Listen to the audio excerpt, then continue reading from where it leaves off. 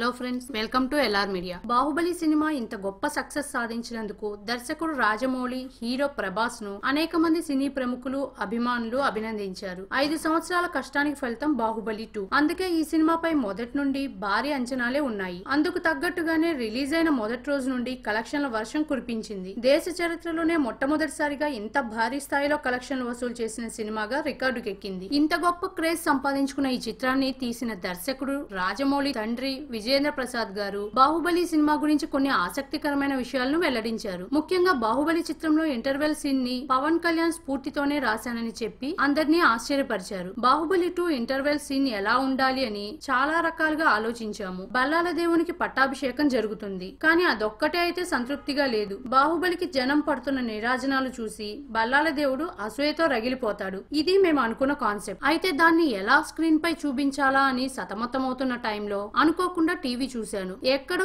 ఏదో audio function జరుగుతుంది. పవన్ కళ్యాణ్ ఆ ఫంక్షన్ లో లేరు, కానీ పవన్ పేరు చెప్పినప్పుడల్లా జనమంతా ఎంతో వెర్రి పట్టినట్టు ఊగిపోతున్నారు. 5 నిమిషాల వరకు ఎవరేం చేస్తున్నారో అర్థం కాలేదు. ఆ టైంలో వేదికపై ఎంత పెద్ద స్టార్ హీరో ఉన్నా సరే అసూయపడాల్సిందే. వెంటనే ఆ సీన్ నచ్చి దాన్నే ఇంటర్వెల్ సీన్ లో కథలో జోడించామని విజేంద్ర ప్రసాద్ తెలిపారు. ఈ వీడియో మీకు నచ్చినట్లయితే లైక్ మరియు షేర్ చేయండి. విలువైన మీ అభిప్రాయాలను కామెంట్ రూపంలో తెలియజేయండి. మరిన్ని న్యూ అప్డేట్స్ కోసం ఎల్ఆర్ మీడియాను సబ్స్క్రైబ్ చేయండి.